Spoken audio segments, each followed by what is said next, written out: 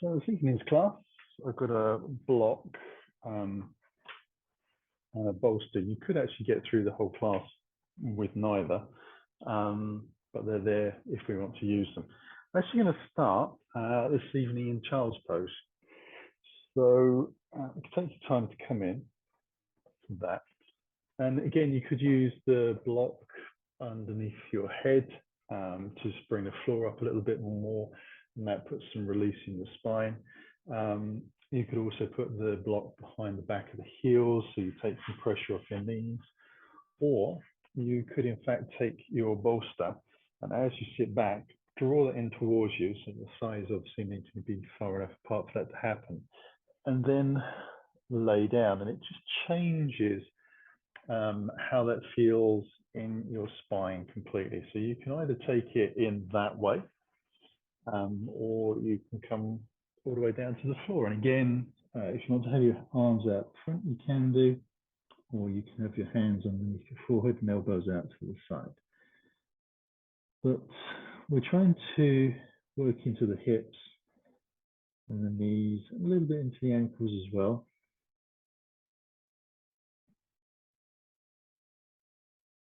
Once we're in position, we can start to soften the breath.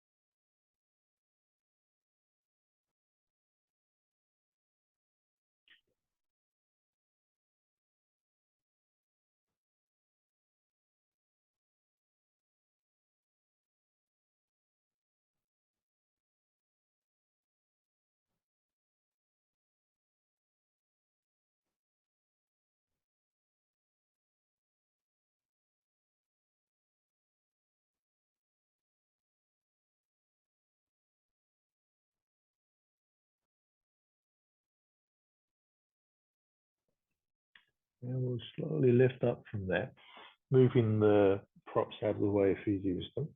And we'll just slowly take the legs back. Now they might feel a little bit sticky and congested as we affected the blood flow through to the knees. We're going to come into Sphinx pose. So you can either have the hands together, sort of just interlace lightly fingers, and elbows underneath your shoulders, or you could take your forearms parallel to each other, palms down. Really is your choice. I'm going to try and roll the heels out a little bit. Bootlaces are down.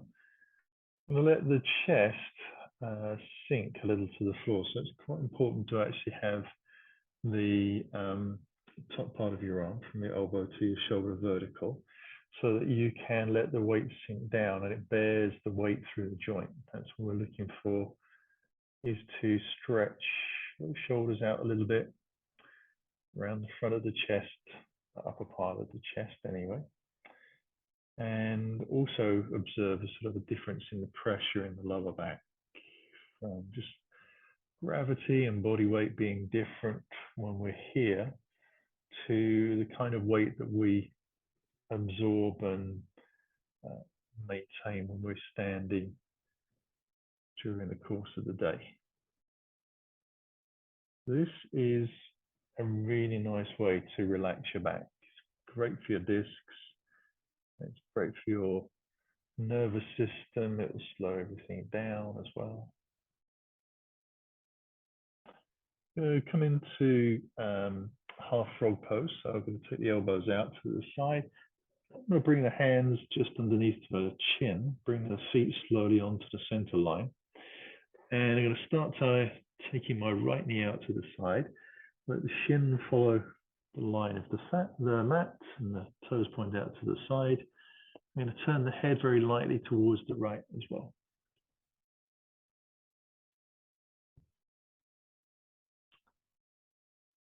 Now, one hip will generally be off the ground, and it puts a lot of loading, a lot of pressure through your sacrum. So it's going to affect that big joint of your spine that runs into your pelvis and the bones that are directly above that. Hopefully you can tolerate the weight being applied in this position and able to breathe and relax.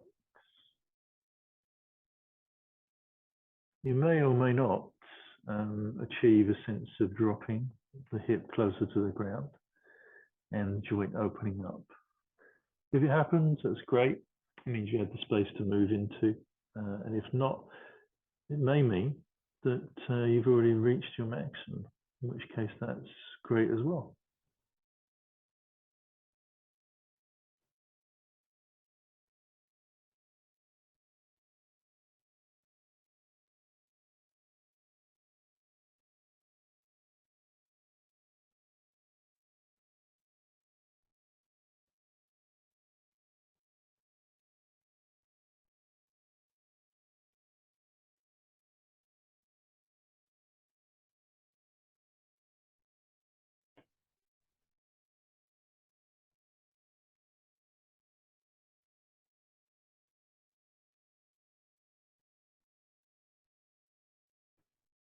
And we'll slide the foot back onto the mat. Send the leg away. Try and keep your toes at least connected to the ground so you don't take all the weight into your back as you do that. We'll come back into the Sphinx pose again, which you can take exactly as you were. Or if your lower back allows, you can bring your palms to the floor and just lift yourself up so your elbows come away from the ground. So there's a lot more stress into the shoulders. They're moving backwards a little more and into the lower back. If you're able to walk your hands closer, then you can do. But it's really for you to feel and judge how much pressure you want to apply into the lower back.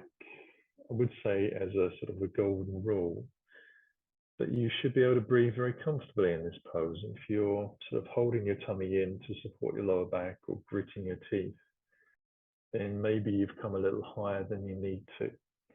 Doesn't mean that one day you won't be able to go higher, just means that perhaps you don't need to do it today.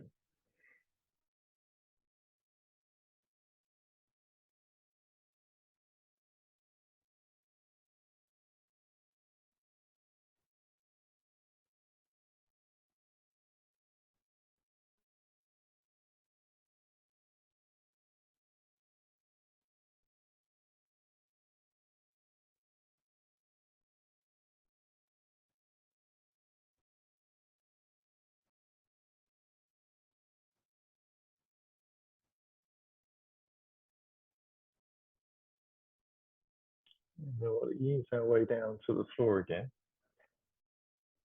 And bring the feet back together. Take the left knee out to the side, 90 degrees. Shin follows the line of the mat, and turn the head the same way. We'll be keeping my head pointing in the other direction, purely so I can keep an eye on the clock. For most people, that would be an uncomfortable position. Doesn't mean it's impossible for you to find that actually this is the best way to be. Again, adapting the poses to your own needs, specifically on the day, is very much a good thing, a good practice to observe. Allow yourself to make intelligent choices that benefit you, that do you good.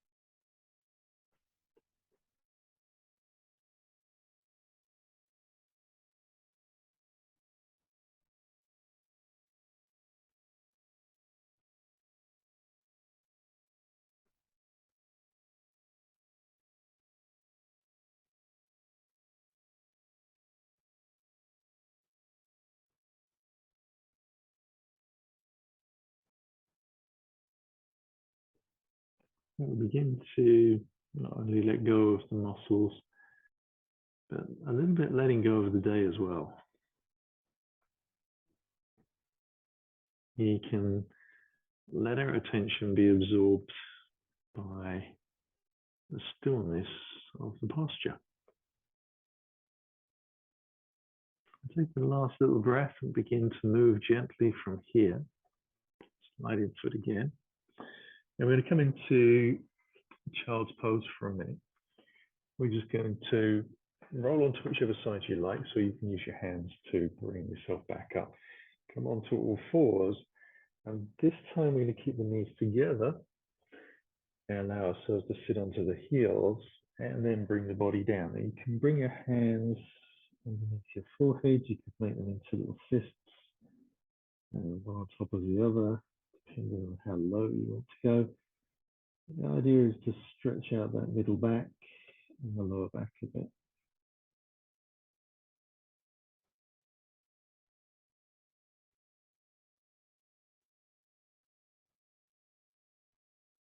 And hopefully as you breathe in, you're able to breathe into your belly.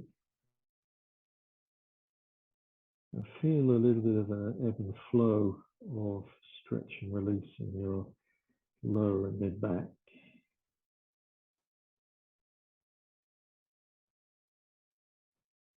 And we can achieve that by breathing smoothly and slowly.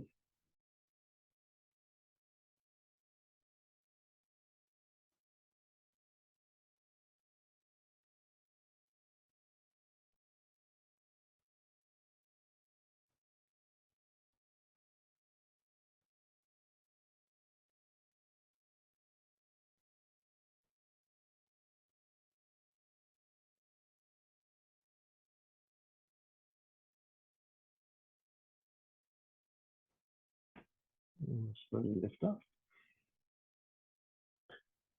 And I'm going to take the block behind, more or less where my sitting bones would have been, and allow my right foot to come forward. So I'm going to move the block over to the right side a little bit and see if I can place just my right sitting bone down on that.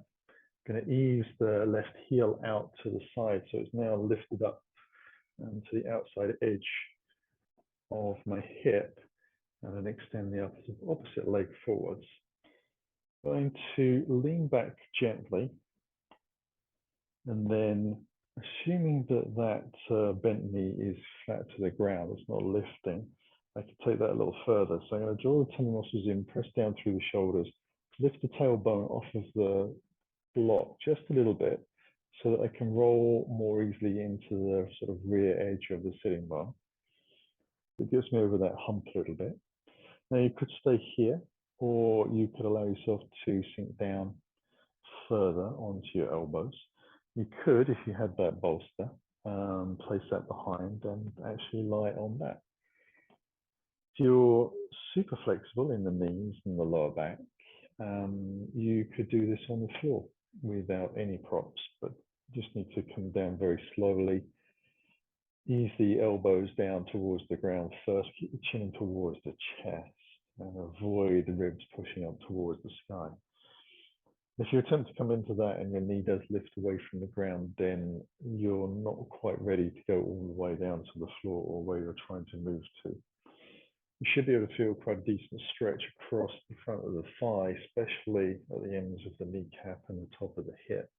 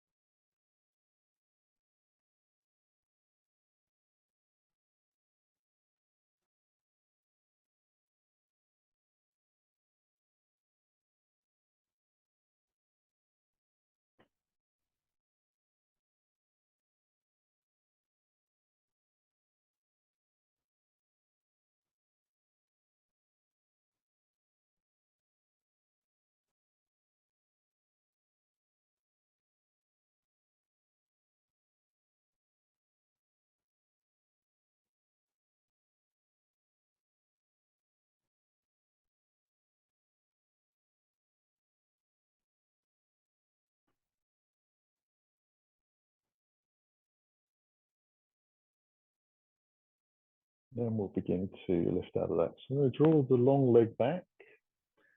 In my case, I can press away from the fingers quite easily because it's quite high. If you're down lower, just allow yourself to come up very gently. And then up onto all fours, you can move the block over towards the left leg.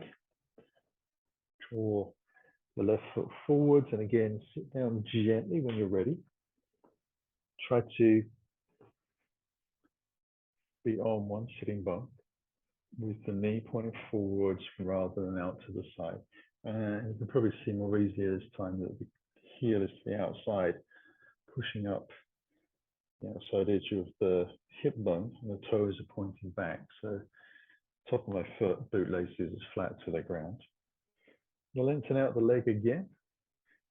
So I have to ease back, draw the tummy in, get a little bit of lift, move myself into the rear end of the sitting bone, and then just adjust myself back a little bit further. The shoulders have kind of joined up around the ears a little bit. So there's quite a lot of weight bearing through the shoulders as well. So it's a nice stretch underneath the shoulder blades.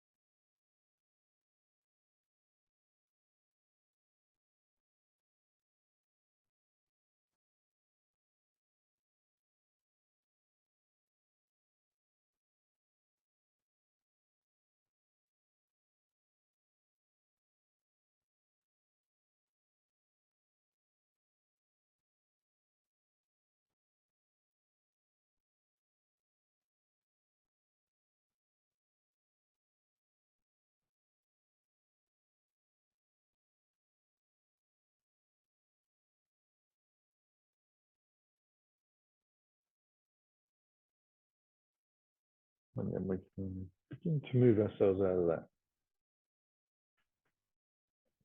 You might just be able to roll over and extract your leg, or use your hands to press out again. Again, you want to stretch out through the legs a little bit, give them a bit of respite.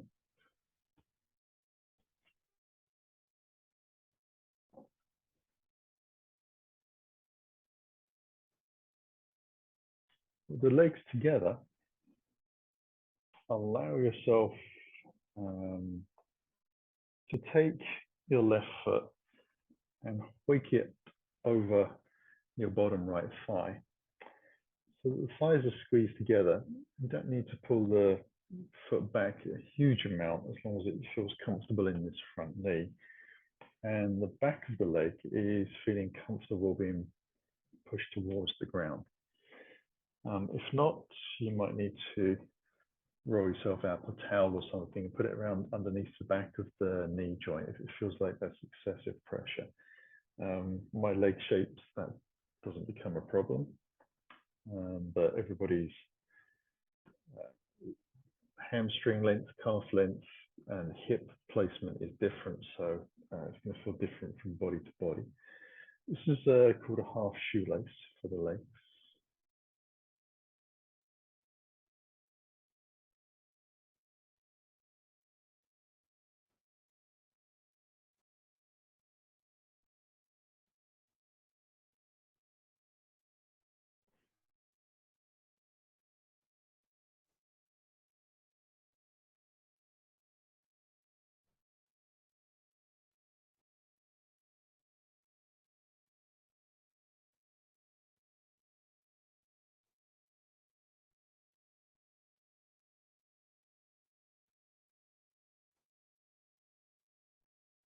Now take the left hand just out to the left side, lifting the right arm up to drape the arm, so bending at the elbow over the top of the head.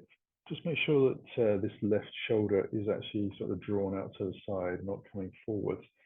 And then I'm going to bend into the elbow gently and start to get a little bit of a side bend down into the right side of the body.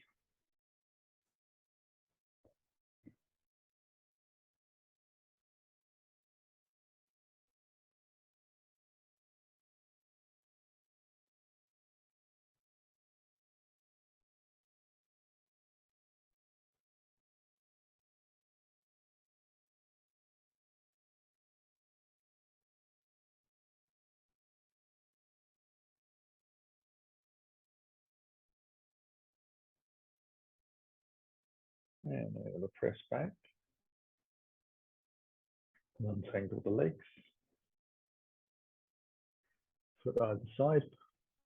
And then when you're ready, you can take the opposite leg and cross that over and just notice whether you can get into the same position just as deep on both sides, and whether it feels comfortable to sit there.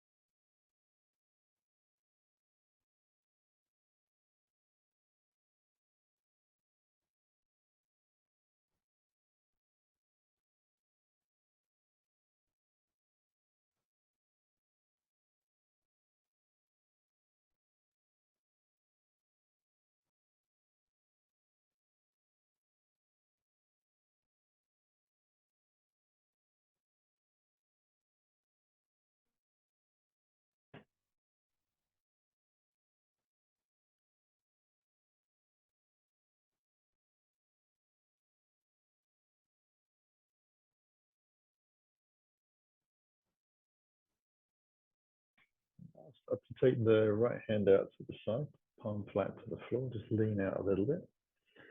Again, just make sure the shoulder doesn't run forwards. You want to keep it in line with the rest of your chest. Get left arm up, drape that over, put a little bend into the elbow. So you start to feel the stretch down the side of your body. You could quite easily bring the bolster underneath your elbow and lean into that if you're able to get far enough down, obviously.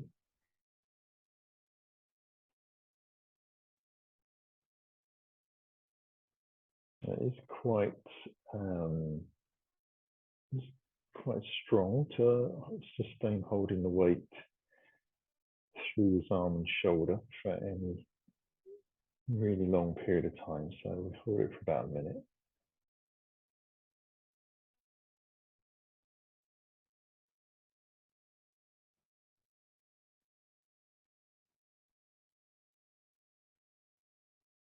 And then we can let ourselves lift back up again. Give the legs a little bit of a shake out. We'll do the same again. So we're going to take the left leg over the right. And this time, we're going to sit up tall. And as I exhale, I'm going to start to allow my body to lean forwards. Now, some people will be able to get down far enough that their body is touching their thighs. For many of us, that's not going to happen. We want to be very respectful to the pressure around the back of the knee joint on the lower leg. And see if you can gently allow the crown of your head to bow down after at least 5 or 6 breaths of rolling in gently with the spine. You're going to feel a very long stretch down the back of the hamstring. With a bit of luck again, you'll be able to notice it sort of right at the top of the joint and the top of the hip. You'll also feel a stretch down the spine, either side. Now you could always keep your hands on the ground rather than taking them onto the legs, so you're controlling the amount of weight that you're taking into the joints and how much weight you're allowed traveling through your spine. But if you're able to have the hands on the shins, that would work as well.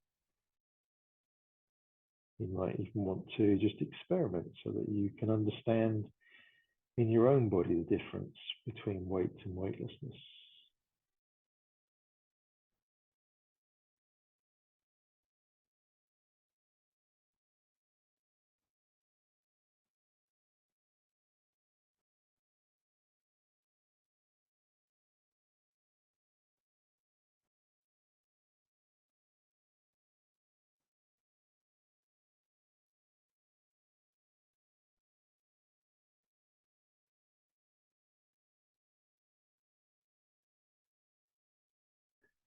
And you can bring the hands to the floor, lift their way back up. Untangle the legs to try and take that into the second side. So in your own time, moving in, wrapping the legs one over the top of the other.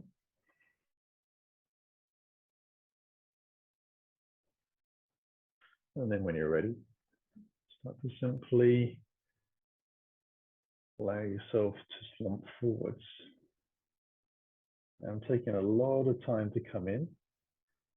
I'm very much controlling how much tension I release, how relaxed I allow my body to be, and therefore where and how much weight I put in any particular part of my body.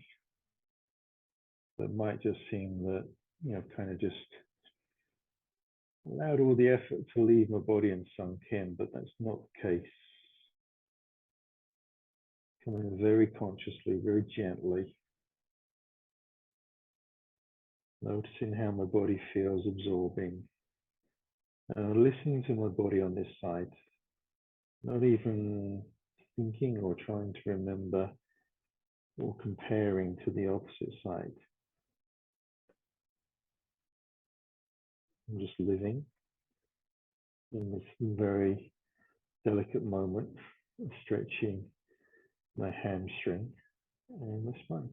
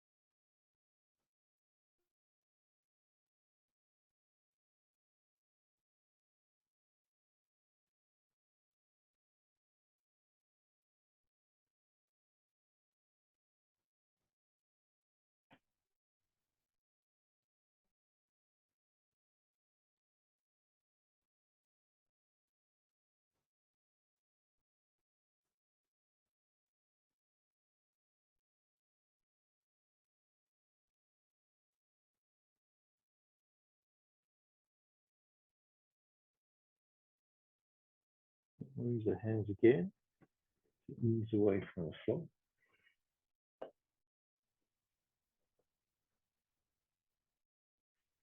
Then cross the ankles over and just draw the legs towards me. We're going to come into another round of child's pose.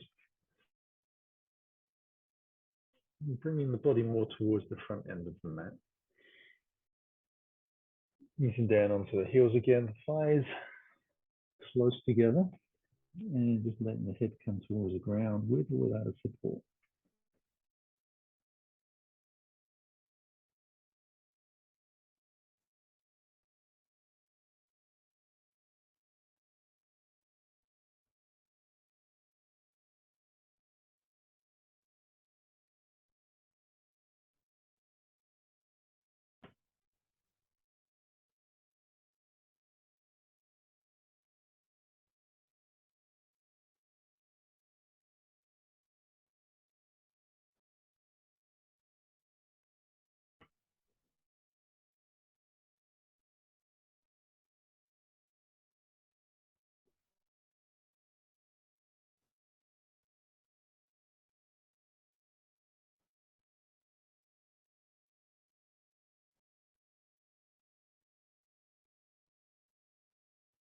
So we'll start to bring ourselves back up.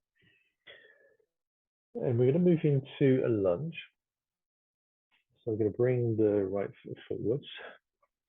And I'm taking the foot just to the outside of the right hand.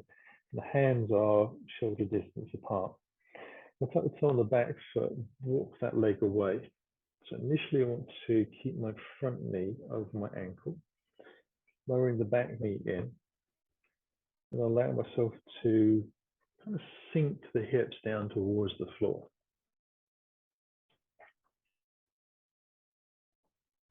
I'm going to see if I can lift up onto my fingertips, bring one forearm onto that front thigh, and then lift gently away from the ground. I'm going to lean into this front leg a little more.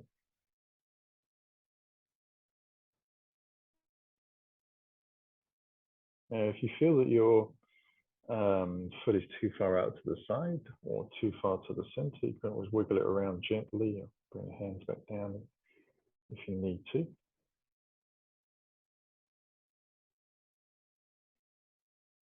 Trying to let the hips sink down, leaning into the front knee a little bit, moving towards the toes. The shoulders have hunched around a little bit as well.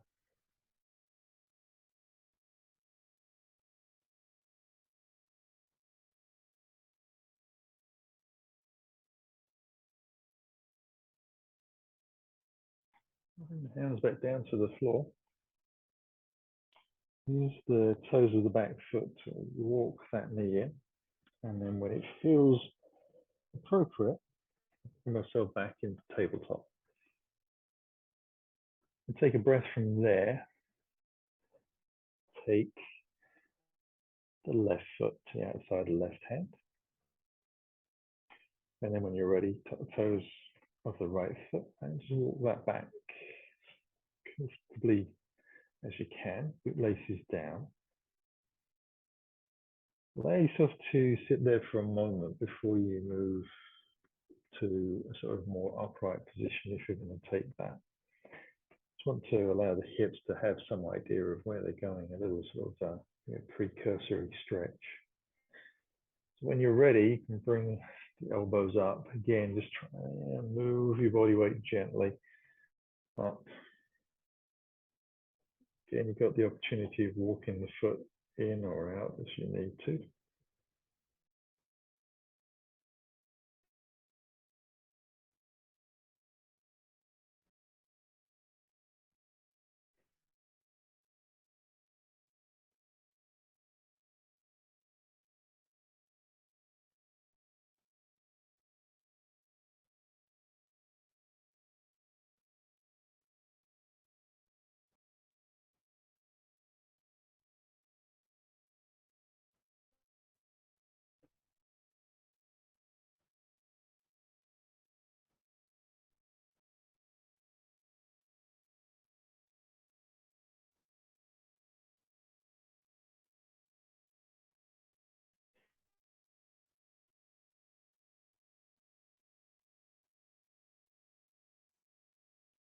This can feel surprisingly wobbly and precarious. We'll take a last breath here. Bring the hands back down. And allow ourselves to come back onto all fours.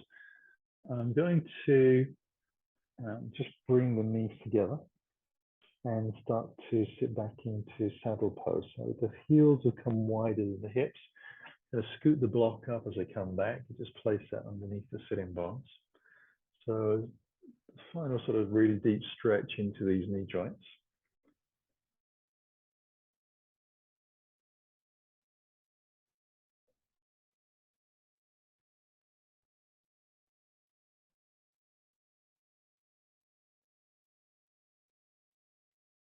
And placing the hands just lightly on the thighs, closing the eyes. Try and relax the shoulders. And look for that neutral alignment in the pelvis and the spine where the reliance on the big outer muscles of the skeleton becomes less. And we start to tap in to the more balancing muscles associated around the spine. You'll find a point where if you allow your head to lift, your chin, maybe if you're spending a lot of time moving down and you've got that tech neck issue, eventually you can bring your head and your spine into a place that is mutually acceptable for those muscles. And it feels like you're doing less work. Big muscles relax.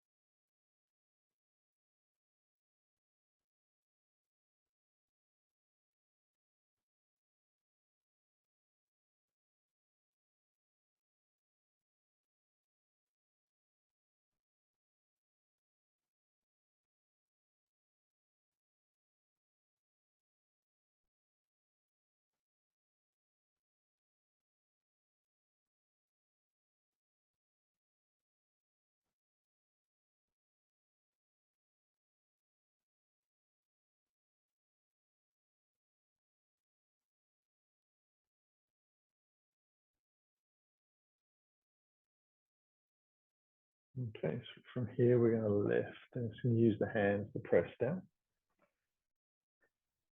And those legs might feel sort of rush of blood running down to your toes, but you might need to stretch the legs back gently, one leg at a time.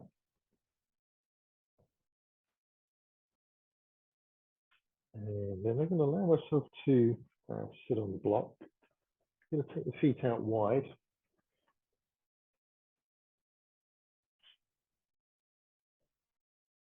I'm going to take a sort of a little bit of an adaptation from the hatha classes into this yin pose.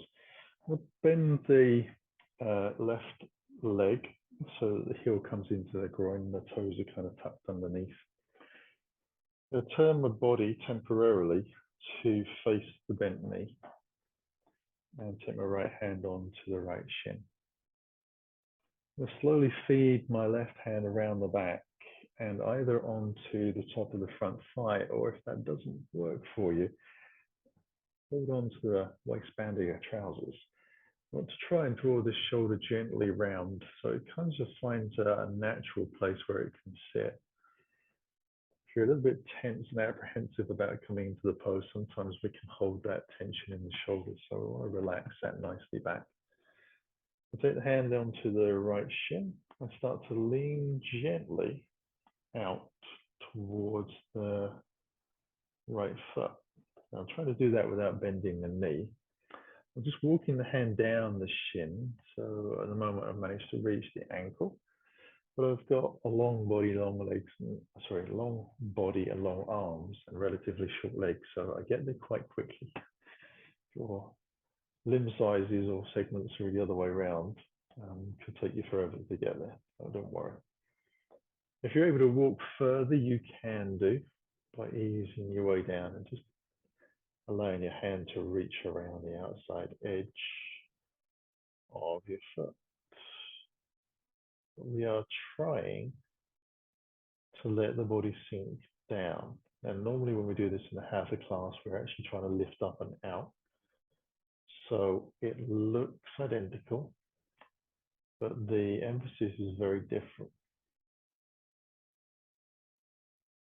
You'll feel this in your lower back muscles on the left side.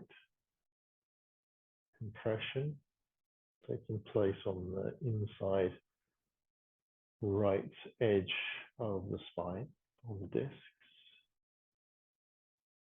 But we come into this in a very controlled way. So we're controlling the amount of weight and pressure that we're absorbing. And as long as we can breathe easily and smile, then we're in a good place.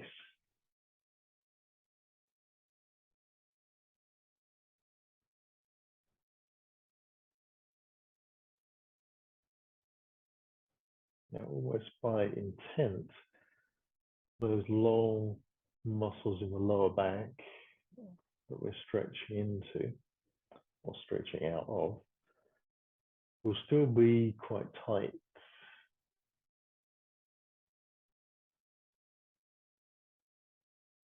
which for this class is a benefit.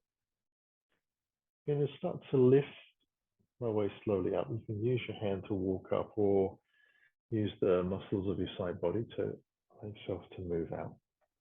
And then when your spine feels okay, your head sort of feels like it's come back to life and understands where it is in the world, you can cross over to the other side. Turn your chest towards the right, outstretched leg this time. The right hand comes around, we find the waistband. That's what we want to use. We spend a little bit more time just letting the body turn towards that bent knee. We're trying to relax this long left leg at the same time. So again, in our hatha class, we would be sort of fixated on trying to keep the toes pointing towards the sky and the foot flexed. This is much more relaxed, so it's kind of just rolling out on its own edge. And then I'm starting to move towards the foot, just exhaling in gently, seeing how it feels.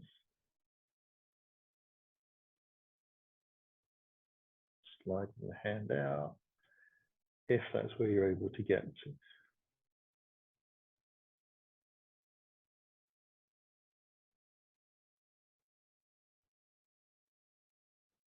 Feeling those deep lower back muscles stretching out, lovely long stretch.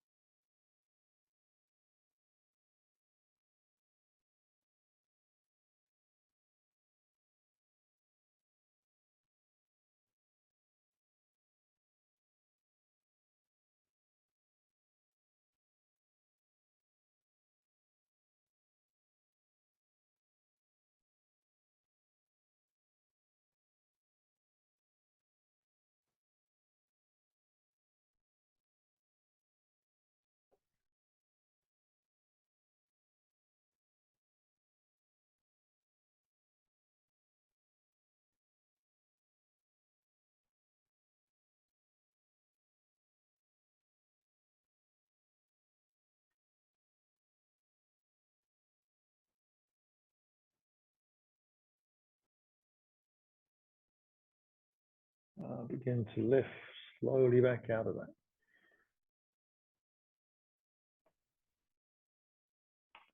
Going to bring the legs back in, come onto all fours again, and move my block out towards the front of the mat. Going to take a little breath and lengthen out the right leg. And then slide my foot along the mat out to the side, 90 degrees to the body. I'm going to try and let the right hip sink down to the floor, whilst keeping an eye on the left thigh, and the hip to knee is a vertical line. So you might need to move around a little bit.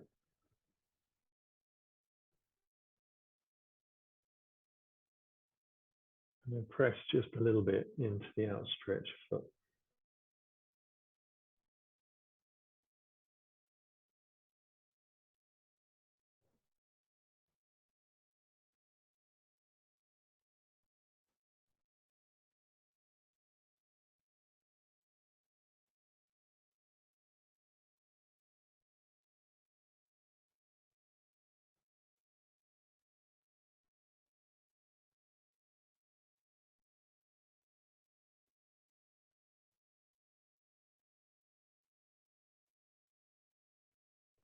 We'll slowly bring that foot back.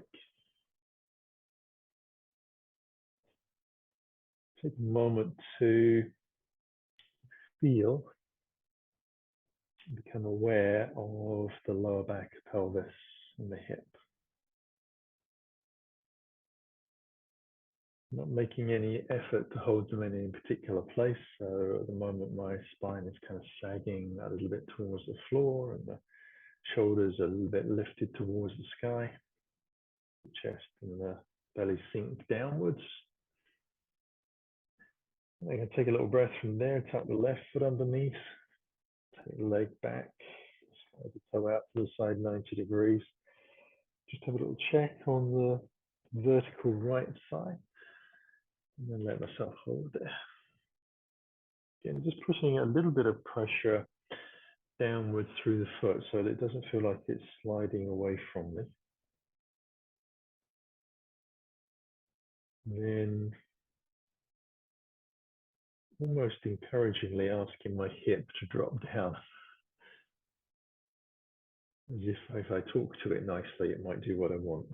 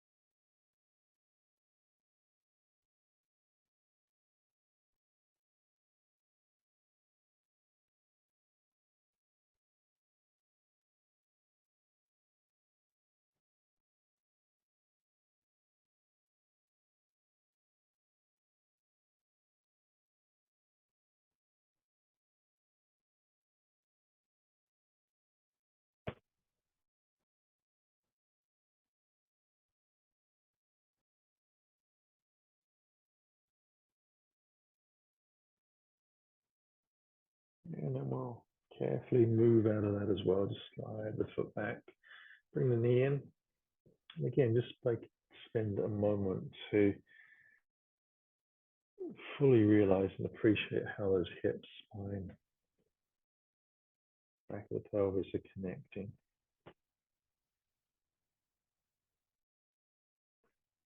Letting the abdominal muscles sink downwards, and it's creating a little bit of an upward tilt and compression in the lower back.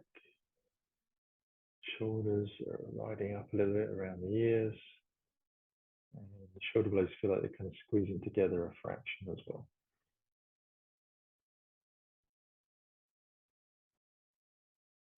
As the untrained eye, it might look like I've not actually moved anywhere at all. I can assure you I can feel the difference in my body. Just starting to know they're taking some weight, and I'm going to be here really for about another 5 breaths. So if you're able to let yourself relax fully.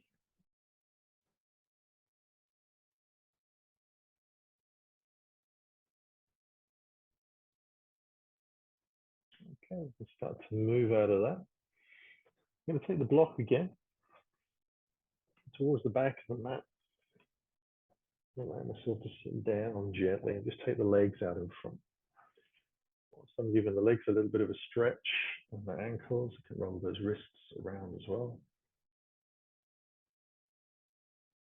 And then I'm going to take the left foot underneath and out towards the right hip. I'm going to come into a seated twist. I'm going to take the right foot over. And I'm actually going to, rather than twist all the way around, again, this kind of depends if your limbs are the right shape to do this with. If not, then do take the twist fully. But if you're able to, just draw your forearm around the front knee and then allow yourself to apply some pressure, drawing the knee in towards you. So it's coming in from sort of a 45-degree angle from the side of the mat towards you, and you're now facing that same angle to the side of the mat. And you're getting a little bit of a stretch down here on the outside of the hips. If not, just crossing the arm over fully towards the right side and rotating the body around. You'll just be working in a slightly different part of the body, but it's all good.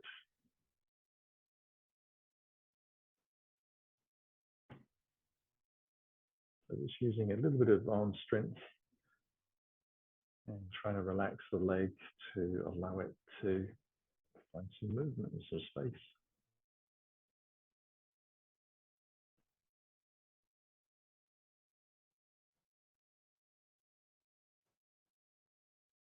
And then I begin to release and tangle the legs.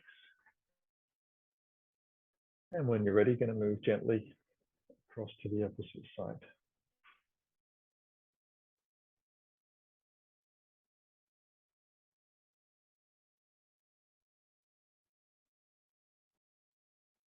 And we'll come into the twist again. See if our body parts will do what we wish. Draw the leg towards us a little bit.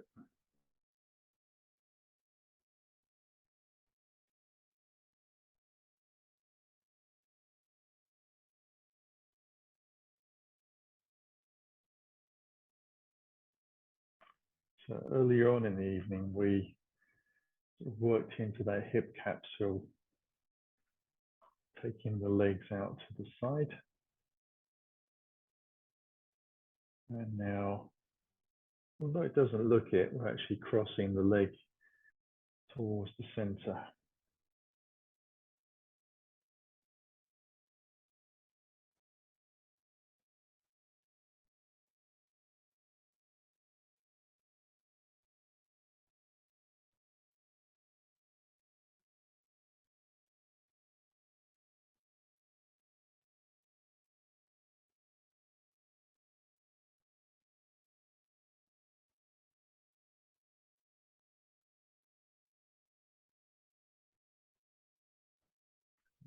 Release from there as well. And to come down into Shavasana, that many different variations can be had of relaxation. And the more classic version would be lying on the floor. The spine is a little bit sticky still. Allow yourself to roll onto whichever side is easier to move yourself down to the ground and then roll onto your back once you're on the floor. If your spine is okay, you can draw your chin in towards your chest, use the strength of your shoulders and your abdominal muscles and your lower back muscles to rest yourself down to the floor. Once you've arrived, I'm going to start to crawl my toes towards the front edge of my mat and out to the corner edges at the same time. I'll slide the heels for the last bit, trying to keep in contact with the ground. So I'll take a very slow approach to that. Eventually the heels will run off the end of the mat. And if need be, you can wriggle your spine towards the front end of the mat as well. Wiggle the shoulders underneath. I'm going to leave the hands on the body.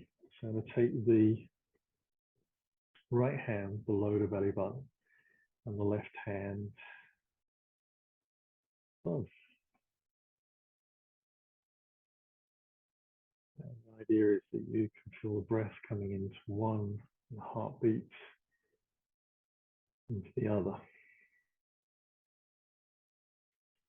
Now, if you're not able to keep your elbows on the ground with your hands in this position, just move your hands back down to the floor and turn your palms towards the sky and have the arms about 12 inches, a ruler's length from your body. Start to loosen your jaw and breathe easily through the nostril. If you're able to, both in and out. If it's a little bit of a challenge, a hay fever or anything like that, and at least see if you can breathe in through the nose. There are some significant benefits in breathing through the nose in terms of your general heart health.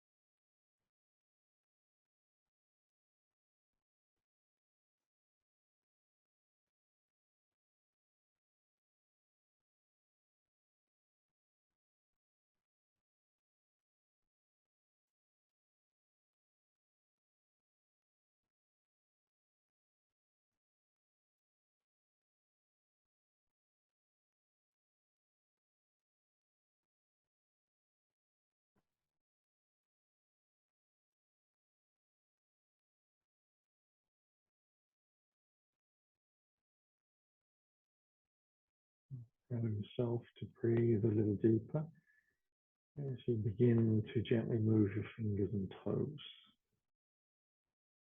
Become a little more aware of your surroundings. Allow the wrists and the ankles to move gently. Feeling very connected with your body, take a longer breath, and a slow exhalation to stretch out in any way that feels good.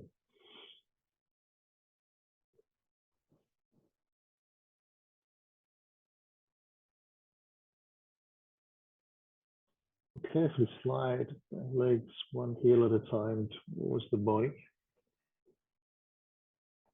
and let the knees come in towards us. They travel out wide as they drop to the floor. And take the hands around the shins and use the combined weight of legs and arms to draw those limbs wider and closer to the ground. Take a final long breath in and just slowly roll over towards the right side, keeping the knees drawn in. The intention is to roll completely onto your side. Relax your thighs into the floor and your toes, and then use your exhale to press smoothly down into the floor so you can roll out of your spine, hopefully with as little disruption as possible. Sitting tall, we can bring the hands in towards our heart. Closing the eyes, we'll take a breath in. Getting a slow exhalation, we'll let the chin drop. And finding the belly drawn to the spine, a simple bow can form. As the breath comes back into the body, we'll lift the head, open the eyes. Namaste. Hope you enjoyed stretching out gently this evening.